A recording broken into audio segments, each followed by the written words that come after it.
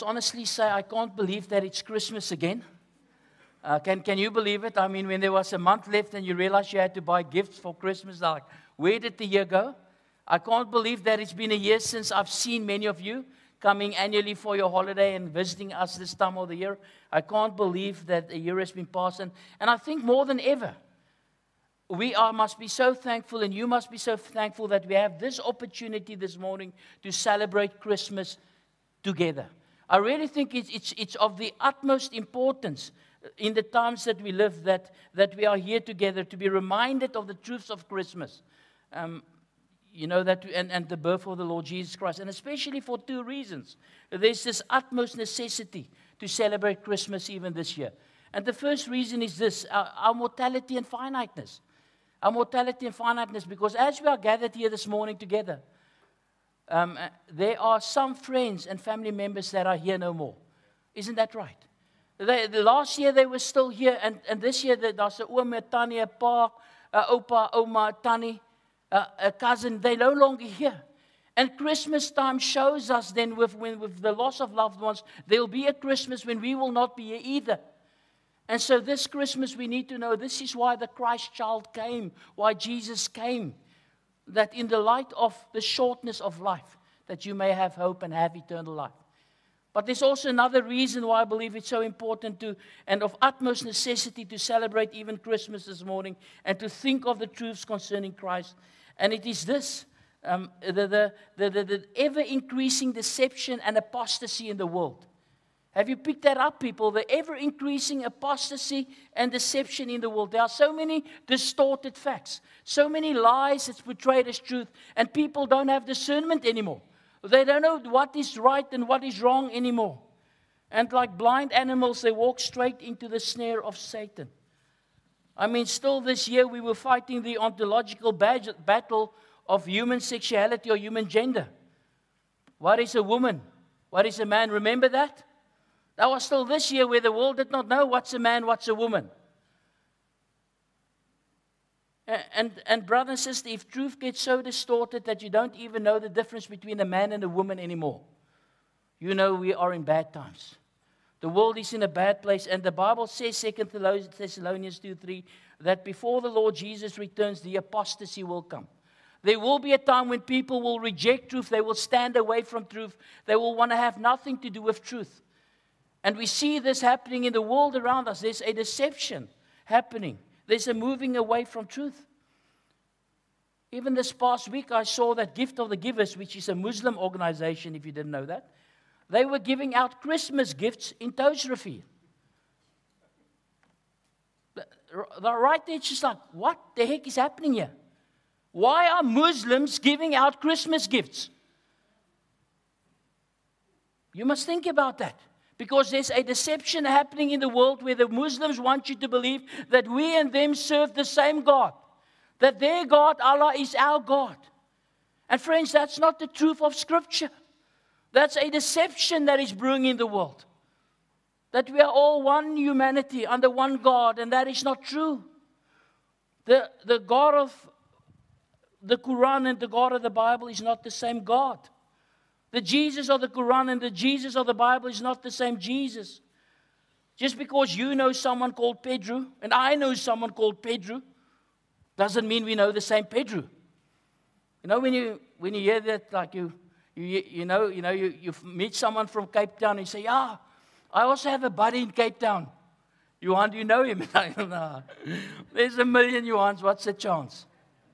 And so just because you find Jesus in Islam doesn't mean it's the Jesus of the Bible. And it's so important this Christmas that you know that as we see apostasy in the world and deception. See, the God of the Bible has a son, the Lord Jesus Christ, who died for our sins on the cross. The God of Islam does not have a son, and their Jesus is just a prophet who did not die on the cross. You see, it's not the same thing. It's not the same Jesus. And so more than ever, even this past week, I read how the new Pope said he wants to continue with the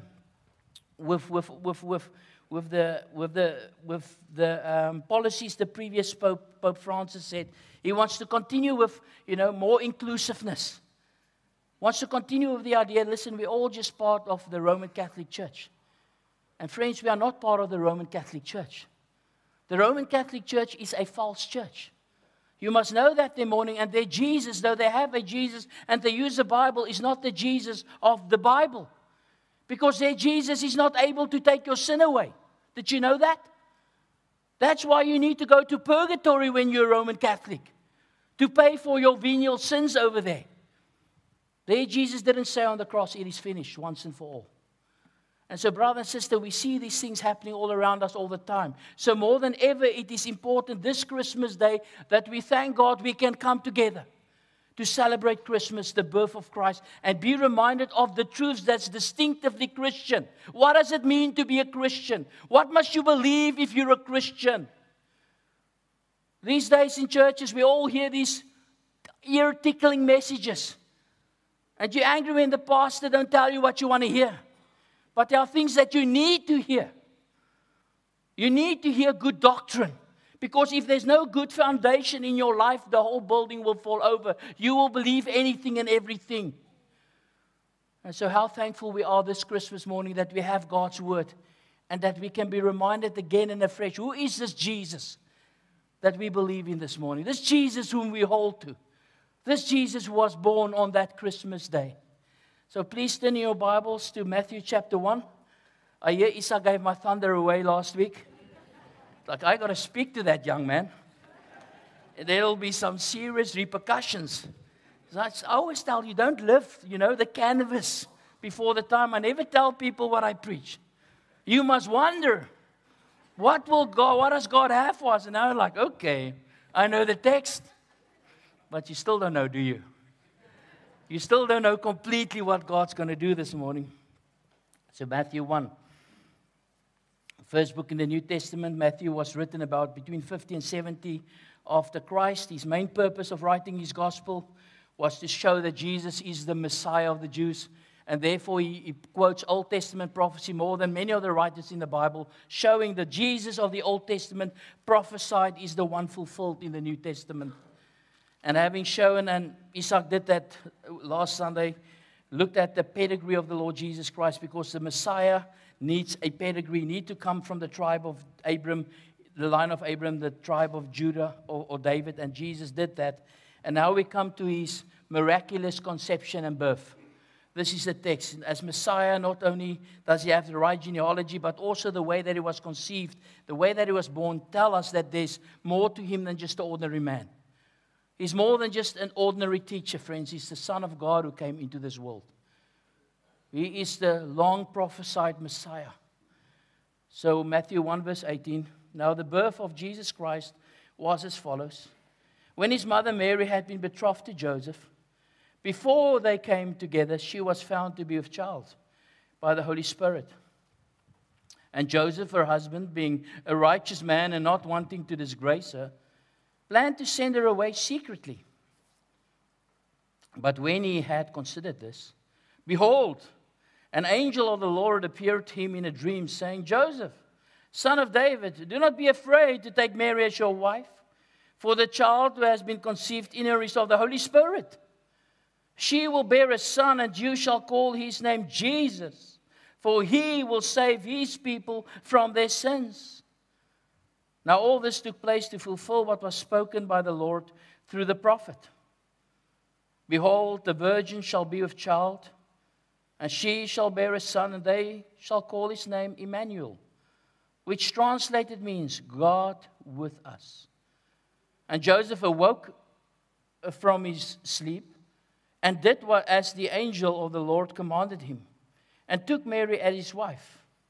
But he kept her a virgin until she gave birth to a son, and he called his name Jesus. Thus far our reading this morning. And at the outset of this text, as the verse 18 says, now the birth of Jesus Christ as follows. This text deals mostly with the conception and birth of Jesus from Joseph's side.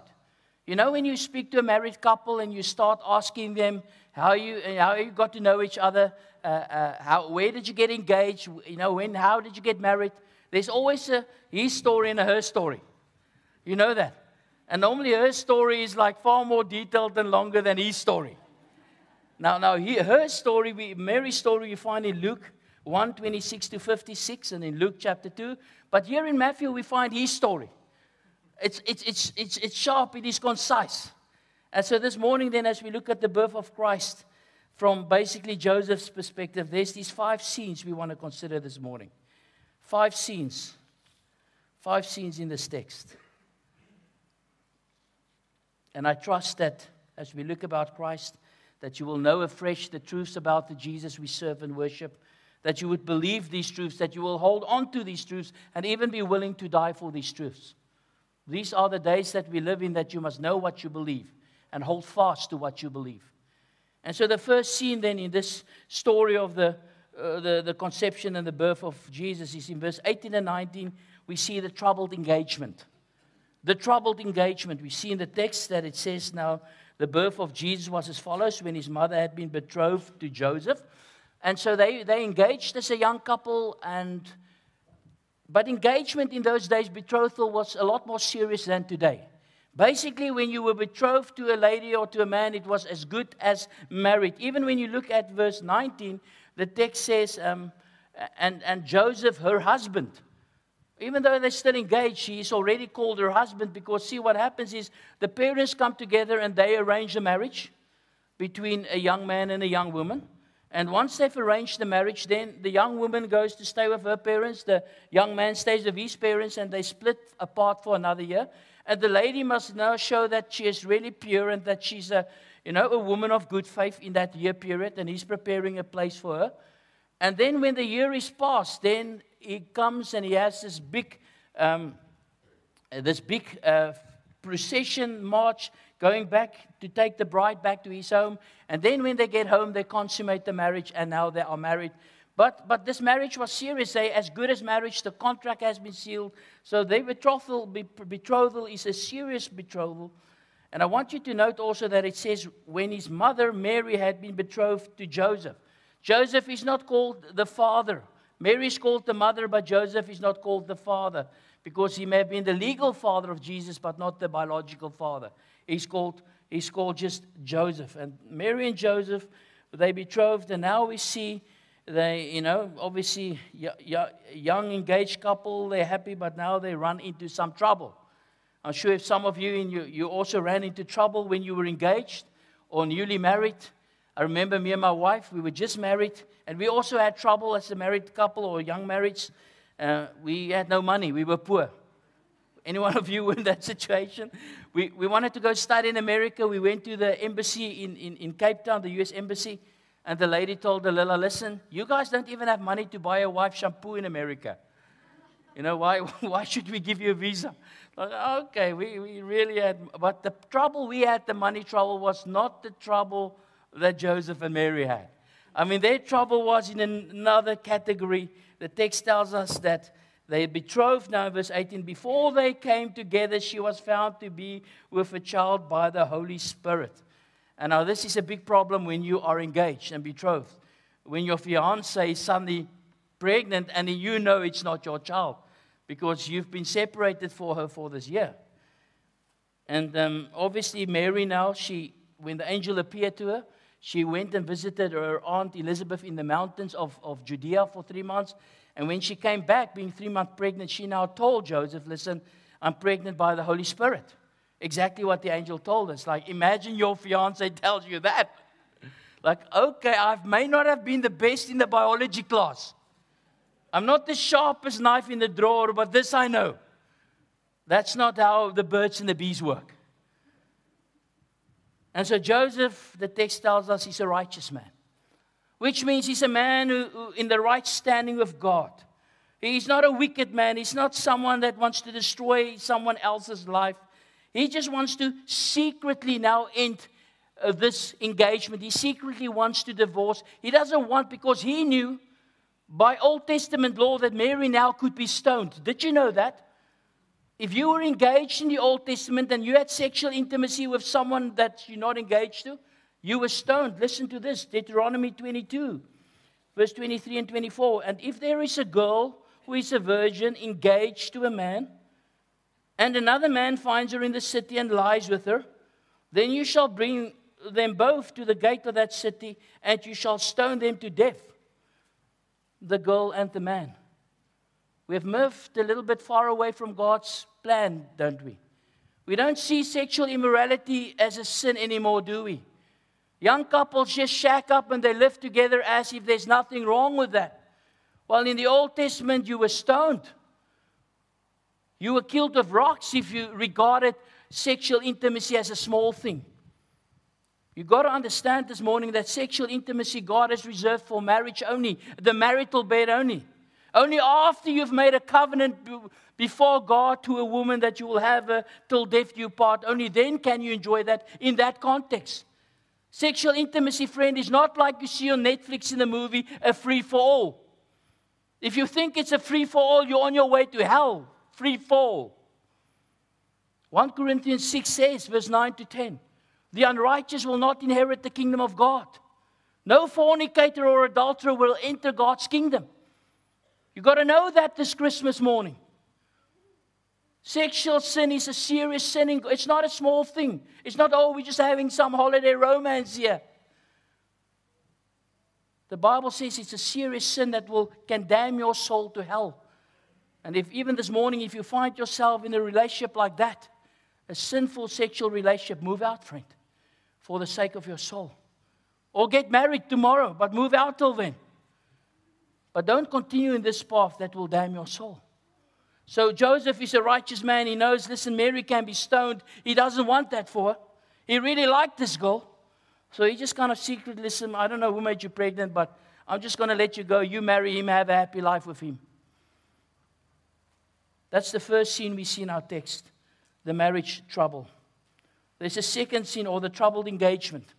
The second scene in this text, as we think about the conception and birth of the Lord Jesus Christ this morning, is the angelic intervention. Verse 20 and 21. As Joseph now is planning to secretly divorce Mary, understanding and thinking that there was infidelity on her part, God sent an angel to intervene. So while he is sleeping, verse 20 tells us, an angel of the Lord appears to him in a dream, and the angel tells Joseph in a dream, Joseph, son of David, do not be afraid to take Mary as your wife, for the child who has been conceived in her is of the Holy Spirit. Is of the Holy Spirit, this child. Verse 20. Mary she was not unfaithful to you, Joseph. She's not carrying another man's child. This child was really, just like she said, was conceived of the Holy Spirit. And he gives some more information about this extraordinary divine conception of Mary. Verse 21, she will bear a son. You shall call his name Jesus, for he will save his people from their sins. He reveals to Mary the gender of the child, to Joseph the gender of the child. Mary will bear a son. He reveals the name of the child. He will be called Jesus, and also the purpose of the child. He will save his people from their sins. Because, see, the name Jesus from the Hebrew Yeshua means Yahweh will save. Yahweh will save. This extraordinary divine conception is there for a reason, because God has brought a Savior into the world. See, my friends, on this Christmas day, as we celebrate the birth of Christ, you must know this, that your biggest problem in life, men, is not a receding hairline or some increasing weight around your middle. Young people, your biggest problem in life is not a pimple on your nose or someone ghosting you. Your biggest problem is not having enough data or no internet access. Your biggest problem in life is not bad vibes with the in-laws or lazy children, a shrinking economy or rising food prices, crime and corruption, cancer, diabetes, HIV, AIDS. That's not your biggest problem in life. Your biggest problem in life is your SIN. Your SONDE, your sonde, your sin. That is our biggest problem in life. Friends, your biggest problem in life is sin. No matter what age you are, young or old, because the Bible says the wages of sin is death. The Bible says that God created you and me as you sit here to live before Him a life of obedience and surrender, to serve Him with your life. That's why God created you. That's why you're here, to obey God and do life His way. He made you in His image for that purpose. That's why you're different from all the animals out there and everything else in this universe. He made you in His image to love Him and to serve Him. And when you don't do that, the Bible says, God, the day will come, the day of judgment, when God will judge you for every sin. And then God will condemn you for every sin. And the Bible says the wages of that sin, the punishment is eternal death in a place called hell. We don't hear of that word anymore in churches. It's sad, hell. But it's a bad place. The pain never stops there. The agony never stops there. And this punishment for sin is not a day or two. It's forever. Some people think, listen, God's going to punish me like my mom punishes me. Because you're a good little advocate, aren't you? It's like you can get out of anything. Talk yourself out of anything. Get a good lawyer and you can get out of any trouble, but not when you stand before God. And God judges you for every sin that you have committed in your life. All the times that you refuse to forgive. You've been unkind, impatient. Any one of you been impatient in the traffic in J-Bay recently? Oh my goodness, there we go. Once, twice, 3 times. Oh, in the shop maybe, Checkers, like that queue is so long. Maybe on the way down here, all the cars and that big truck. I mean, impatience is a sin, friend. Maybe some of you are just so in the habit of grumbling the whole time. You're not thankful anymore. You don't thank God. You're just ungrateful for everything. You moan and moan and moan about everything all day long, and you don't honor God. Those are sin. Unthankfulness and complaining is a sin. And then there's the sin of lying. Where were you yesterday? No, I was, Did you do your homework? All these sins, and we think it's okay because everyone does them, but it's not okay. Because God wants us to live in the truth and to obey Him, to do what's right before Him. And so the day will come, then the Bible says, when God will open the books and He will judge every man for the life that is lived. Every boy, every child. And the Bible says that the wages of that sin is death. And if your name is written there and God brings you to account, my friend, if you don't have forgiveness of sins, if you don't have a Savior who has come, and here's the thing, you cannot save yourself this morning. You must know that. Nothing you do or try can wash your sins away. Coming to church cannot do this. Cryptocurrency cannot take your sin away. The JSE cannot take your sin away. Being sprinkled as an infant, or as you grew up in church, whatever good, it cannot take your sin away. This is why God had to send His Son. You shall name Him Jesus, because He will take away the sins of people. He will save His people from their sins. So friends, let me ask you this morning, have you trusted this Jesus to take your sin away? Have you done that? Have this morning you realized, you know what, I've done so many wrong things in my life, even this past week. And those sins will condemn me, and I realize before God I'm guilty. I've got no excuse. But I'm so thankful that Christmas, God sent His Son, and His Son died on the cross. Because He died there for my sin, all my sin, and He was buried and He rose again that I can be forgiven. Have you turned from your sin, friend, and turned to Christ and say, oh Jesus, please take my sin away? That's what Christmas is about, friend. God loves you. It speaks of the tender mercies of God, that He sent the sunrise from on high to shine on those who sat in the shadow of death.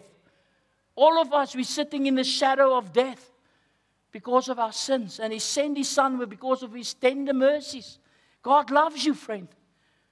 That's why He would send His Son to earth. Each one of you, you may not even like yourself.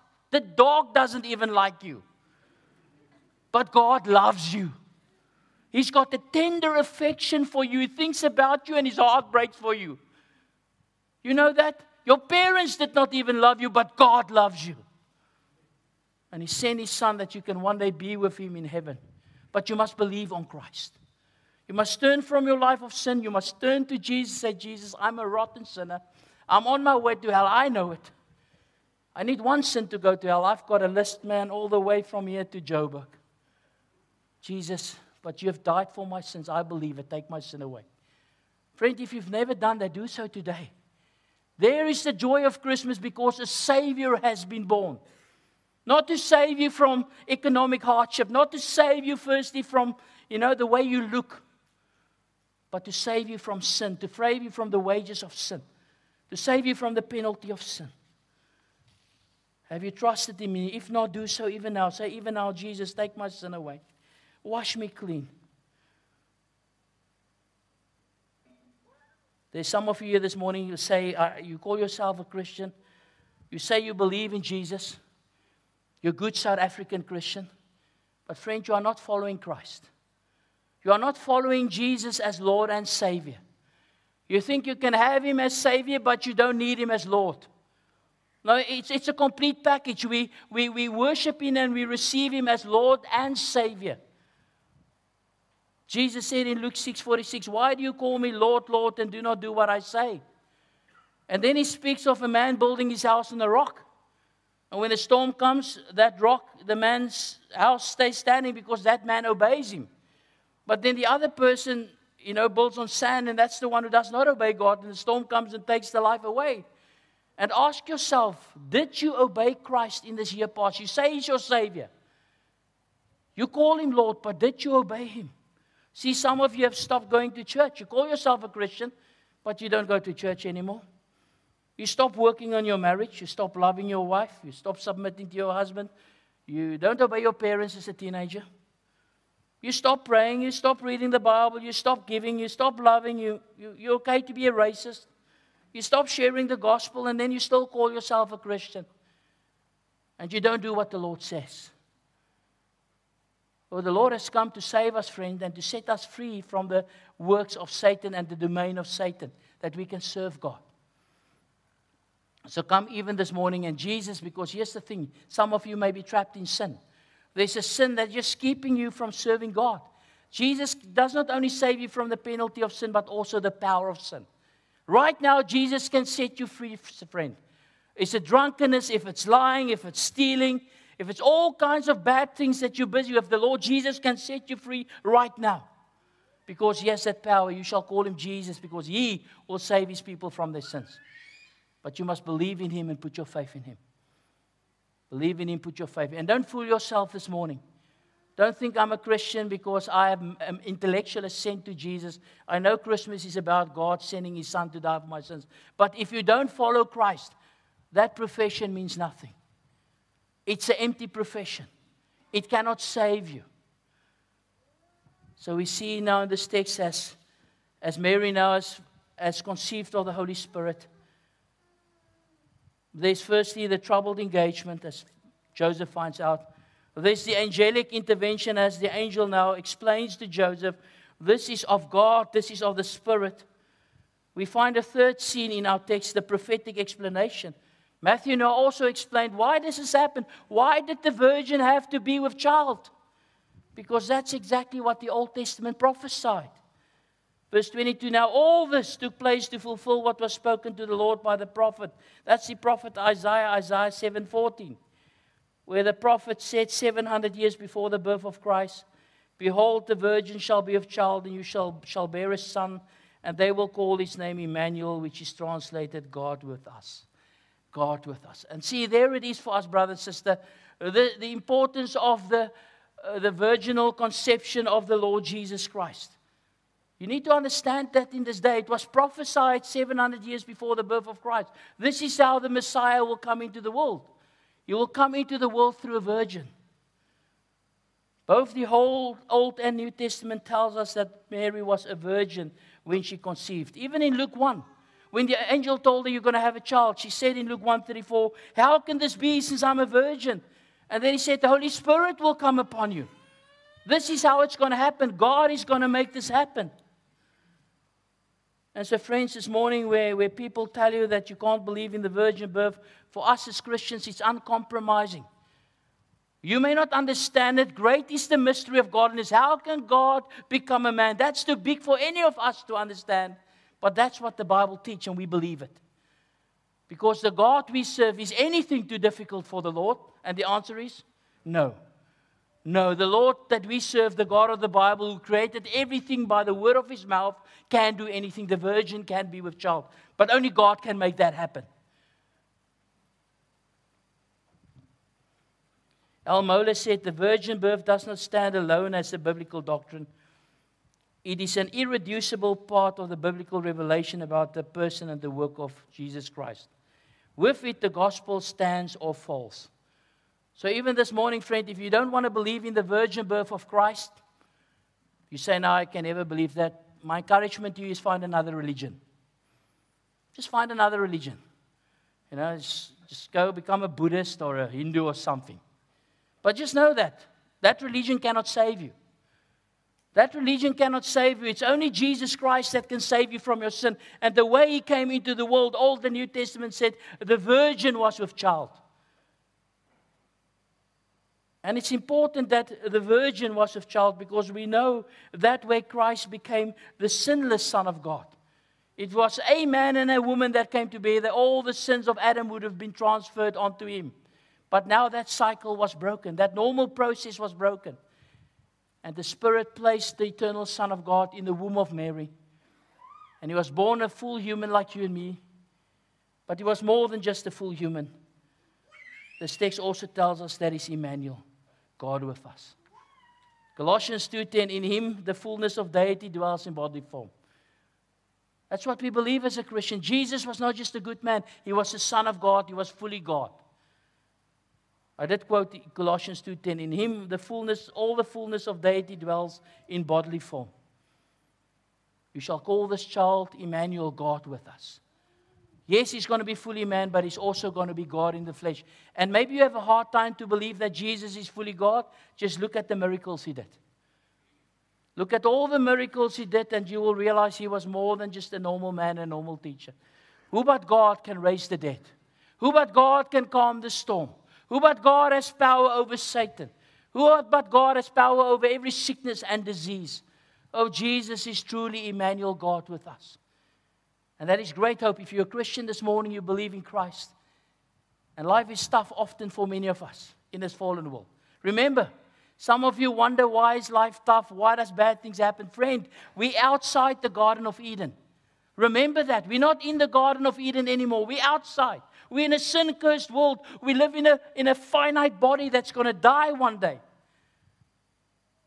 And when the sickness comes and the pestilences come, oh, you yearn for heaven. You yearn for that glorified body. You yearn for the new Eden, the new heaven and earth. That's what you do. Emmanuel, God with us, made that possible, and He can help you cope. Because Jesus said, Matthew 28:20, I'm with you always, even to the end of the age. Even though we don't see Him with our physical eyes, Jesus is here right now. And whatever valley you find yourself in, maybe it's the valley of shadow and death. You don't have much time left on this world. If you believe in Christ, Emmanuel is there with you in this valley of the shadow of death. In your highest mountain peaks, He is there with you. At work, in the surf, on holiday, wherever in your family, Emmanuel, God with you. And believe that, embrace that. He's Emmanuel, God with you. Therefore, the wisdom you need for life, He can give it to you because He's a wonderful counselor. The peace you need, He's the Prince of Peace. The power you need, He's Almighty God. Oh, as the angel came to Joseph, he told her, listen, your son has been conceived of the Holy Spirit. And this was in fulfillment of the Old Testament. God prophesied 700 years before the birth of Christ that the Messiah would be born of a virgin. This is why it happened. There are two more scenes, quick ones. As Joseph recounts now the conception of Christ and the birth, the fourth scene in our text is the marital unification. So after Joseph encountered the angel, and he came to understand that the prophecy was fulfilled in his wife and that Mary was not unfaithful as a fiancée, but a faithful servant of the Lord. The text tells us, verse 24, and Joseph awoke from his sleep and did as the angel of the Lord commanded him and took Mary as his wife. You kind of get the idea from the text when he awoke from his sleep. It's like, okay, I got to get married. It's like maybe 4 o'clock in the morning. Okay, I got to get married. This is urgent here. This is God's stuff, man. So right there in the middle of the night, he's off to Mary. Mary, put on some lipstick. Get a beautiful dress, and we're going to get married right now. This is what God wants of us. Beautiful how the text shows his obedience, doesn't it? He gets the dream, the explanation from God. Go ahead, marry her. And he gets up and he does that. Brother, sister, are you this Christmas, you look back at your life, are you like Joseph who was a righteous man? Are you that eager to obey the Lord? The Lord says something and you're quick to do it. Or must you always be pulled along and dragged along? Must the Lord always, when I grew up on the farm, there were some cows, you always had to hit them. They never walked, they was like, they always beat the thing to move. Like some donkey. Don't be like that. Even Psalm 32 says, don't be like a horse or a mule that the Lord has to put all these things in you to move you along. Say, Lord, help me even today be like Joseph. He received that explanation, that angel explained to him what happened here, and he went and he married the girl right there then. Quick and easy and eager to obey the Lord. Pray for such a spirit even in yourself today, as we even go into a new year. And the last scene from Joseph's perspective of the birth of the Lord Jesus Christ and his conception is the birth realization. After he took her as a wife, the text says he kept her a virgin, verse 25. And then she gave birth to a son and he called his name Jesus. See, we celebrate the actual birth of an actual person today. Jesus was an actual person who actually lived, was actually born. Was actually given the name Jesus. This is historical, brothers and sisters, the Bible that we have, the truth that we believe. It's not pie in the sky. There was a real crib there. There was real shepherds there, real angels, and a real Jesus wrapped in swaddling cloth, and a real Jesus who died on the cross, and a real Jesus was buried and rose again. It's a historical, actual faith that we have, that you have. And you believe it, and you love it, and you hold on to it. And so that's what I have for you for today. It is a glorious day to celebrate the greatest gift ever, God giving us His Son. And I believe more than ever it is important for us as Christians to be reminded of these truths that we hold to as Christians. Remember, friend, this morning you are not a Muslim. You're not a Hindu. You're not New Age. You're a Christian. A follower of Christ. And that means there's certain things you believe. There are certain doctrines you hold dear. Certain things that must be uncompromising to you as we find them in the Scriptures. Not your own ideas, not your own plans. A lot of people, all they talk about the whole time is their experience and this dream they had, that vision they had. The Bible says, man, that's not substance. True substance is the Word of God. Build your life on the Word of God. And this morning as we looked at the conception and the birth of our Lord Jesus Christ, in these 5 scenes in Matthew's Gospels, we were reminded of the troubled engagement, the angelic intervention, the prophetic explanation, the marital unification, and the birth realization. More than ever, brothers and sisters, as we're together on this Christmas day, if we think about this, you think about your mortality, about the loved ones that's no longer here, you need to have Christ in your life. You need to have Him on the throne of your heart. You have no hope concerning the future if you don't have Jesus. And more than ever, you need to know who Jesus is, because there's apostasy happening in the world. There's a great deception happening in the world. And we are moving towards the days when there's going to be a figure called the Antichrist, who's going to want the whole world to worship Him and do life His way. And you've got to know right now who you love, who you serve, who's the Christ of the Bible. It's like, you know what, this is my Jesus, this is what He says. And I don't move to the left or the right from what He says, because there's a lot of Pedros out there. But not every Pedro is the one you know. A lot of Jesus is out there, but friend, not every Jesus out there is the Jesus of the Bible. And if you don't know your Bible, you will be hoodwinked and you'll be deceived, and you'll find yourself going to a path not unto salvation but unto damnation. And so how are we thankful to God this morning for His Word. Again, shining the light on our path, giving us the truth of Christmas Day, and the truth of our Messiah, and the truth of our Savior, the Lord Jesus Christ. Lord, thank you for this morning. We are thankful for Christmas morning. We're thankful that you gave your only begotten Son, that whosoever believes in Him will not perish but have eternal life. We are thankful that you have opened even our eyes this morning, our hearts, to receive these truths. And we pray, Lord, as we go even from here today, and as we will have time with friends and family, help us not stay quiet about the Jesus of the Bible. Help us, Lord, engage people. Lord, help us stand firm on the truth. Help us not budge. Help us not compromise. But Lord, as we call you, Lord, help us do what you say. Lord, by your Spirit, empower us even this Christmas day. As you came to bring light into the world, you say you are the light of the world. Help us, Lord, to be the light of the world as we reflect your light, your salvation to those around us. We pray in Jesus' name. Amen.